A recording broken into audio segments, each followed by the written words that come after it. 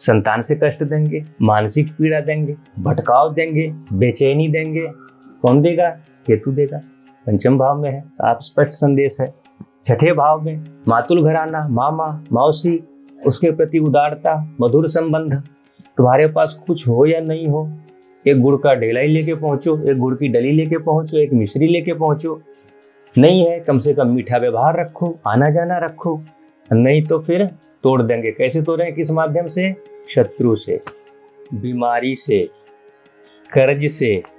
सातवां भाव स्पाउस का, अगर पुरुष की पत्रिका है तो पत्नी का भाव। कामुकता का त्याग करो, तीसरा, सातवां और 11वां। कामुकता, काम भावना त्याग करो, अनैतिक कार्य छोड़ दो, अनुशासित जीवन जियो, झुक जाओ। 7th हाउस, अपने स्पाउस के प्रति विनम्र स्वभाव, विनम्र भाव रखो, बिना बोले एक दूसरे का दुख सुख समझो। नहीं, अगर कामुकता ज्यादा है तो तुम तो जाओगे ही, अपने जीवन साथी को भी ले डूबोगे। छोटी छोटी चीजें हैं, इसको अपने आचरण में ढाल लेना तो फिर आनंद ही कुछ और है।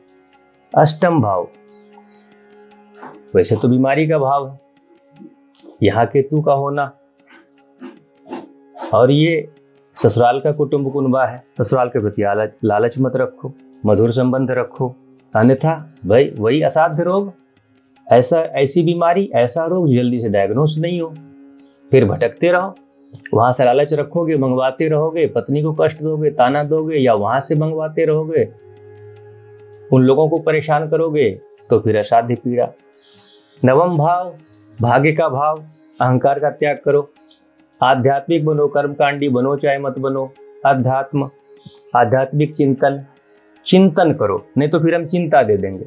मंदिर में सेवा करो, तीर्थयात्री भक्त जो आ रहे हैं उनकी सेवा में लग जाओ, अपने आप को लगा दो, अन्यथा ये भाग्य भाव है, भाग्यहीन बना देंगे। क्या बना देंगे? भाग्यहीन बना देंगे। और ये भाग्यहीन फिर ये भी कैसे आएगा? कर्म में सफलता नहीं मिलेगी। वो देखो, 1 5 9 का ट्राइन, ये वही रिजल्ट यहाँ देगा, जो लग्न में देगा वो रिजल्ट यहाँ भी देगा, जो पंचम भाव में देगा वही रिजल्ट यहाँ भी देगा। स्पष्ट संदेश है। कोई एक ऐसा पिता तुल्य व्यक्ति हो समाज में, उसकी सेवा करो, उसका सम्मान करो, उसके पास रोज जाके बैठो। वयस्क लोग, वृद्ध लोग, जो ज्ञानी लोग हैं, उनसे संपर्क रखो, उनकी सेवा करो, उनसे ज्ञान लेने की चेष्टा करो। 10th हाउस कर्म का भाव, जो तेरा कर्म है ना, ये कर्तव्य का भाव है, कर्म का भाव नहीं, कर्तव्य का भाव है। उसको ही अपना ईश्वर की सेवा मान लो, श्रद्धा भक्ति से करो। जो भी काम है, जैसा भी काम मिला हुआ है, जो भी काम कर रहे हो, व्यापार कर रहे हो, छोटा बड़ा जो भी व्यापार है, या कहीं नौकरी कर रहे हो, वहां फिर बॉस से छल नहीं, कार्य के प्रति कोई भी छल नहीं, अपने कर्तव्य के प्रति एकदम छल नहीं, सेवा भावी, पूरा त्यागी बनना पड़ेगा। जो तुम्हारे भाग्य में है, जो तुम जैसा काम कर रहे हो उस हिसाब से तुमको वो फल मिलेगा। गीता का मूल वाक्य, कर्तव्य ही करना है तुमको। कर्मण्येवाधिकारस्ते माँ, मतलब नहीं, फलेषु, फलों की चिंता तो करो ही मत। जैसे अपना स्टाफ है उसके प्रति संवेदना रखो, अच्छा व्यवहार रखो।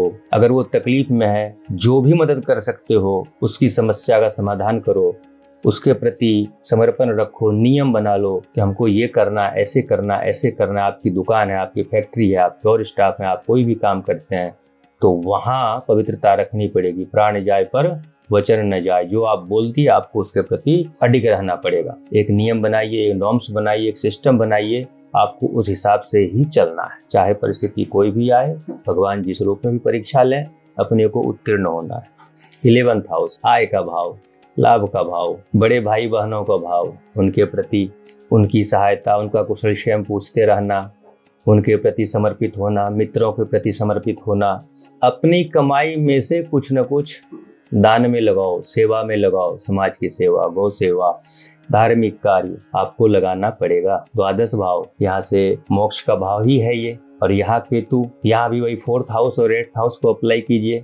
और प्लस ये कंफर्ट जोन को त्याग करना है आपको, समाज सेवा में, लोगों की सेवा में। और विशेष बात ये है कि जन्म स्थान से कुछ कुछ दिनों के, कुछ कुछ महीनों के अंतराल पर जन्म स्थान से दूर जाया कीजिए, धार्मिक यात्रा किया कीजिए, तीर्थ यात्रा किया कीजिए। अगर संभव हो, आपका पॉकेट अलाउ करता हो, तो अपने साथ ऐसे लोगों को ले जाइए जो नहीं कर सकते हों, जिनके जो आर्थिक रूप से विपन्न हैं और उनकी क्षमता नहीं है कि वो तीर्थ कर पाएंगे। आप उनको वहां ले जाइए। कोई अस्पताल में है, कोई रोगी है, उसकी सेवा कर दीजिए, उसको थोड़ा उसकी मदद कर दीजिए, हेल्प कर दीजिए।